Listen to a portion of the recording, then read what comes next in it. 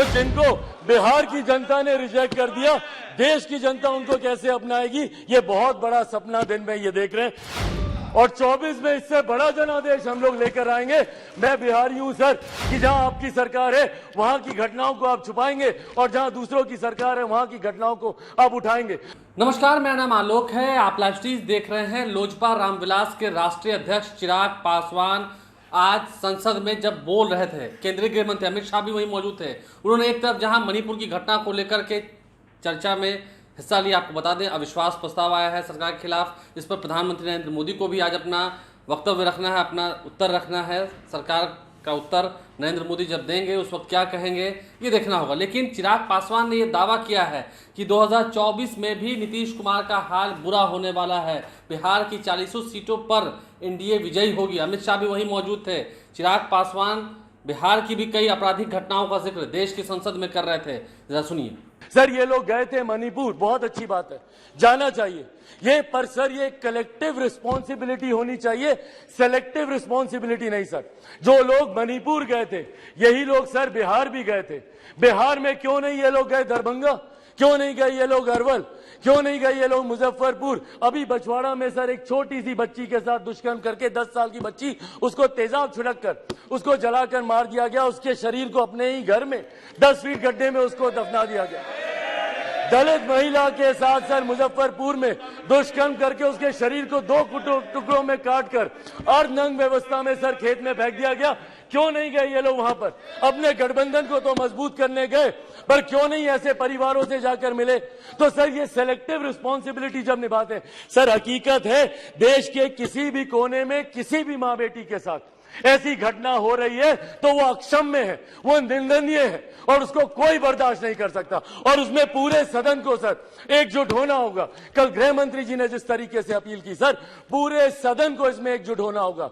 इसमें आप आइसोलेट करके नहीं देख सकते कि जहां आपकी सरकार है वहां की घटनाओं को आप छुपाएंगे और जहां दूसरों की सरकार है वहां की घटनाओं को आप उठाएंगे। आपको चर्चा करनी होगी बंगाल पर, चर्चा करनी होगी आपको बिहार पर, चर्चा करनी होगी आपको राजस्थान पर, चर्चा करनी होगी आपको कर्नाटका पर। सर ये देश एक है सर, आप इसको ऐसे टुकड़ों में बांटकर आप नहीं आइसोलेट करके आप अपने विषयों को उठा सकते। और यही कारण है सर कि देश की जनता का विश्वास हमारे प्रधानमंत्री आदरणीय नरेंद्र मोदी जी पर हर चुनाव के साथ बढ़ता जा रहा है। और वो दिन दूर नहीं सर, 2024 चुनाव सामने है सर। इसी में देख लीजिएगा 2014 से बड़ा जनादेश 18 में यही सारी बातें हो रही थी, यही सारी बातें 18 में की गई थी। 19 में 2014 से बड़ा जनादेश हम लोग को मिला और 24 में इससे बड़ा जनादेश हम लोग लेकर आएंगे।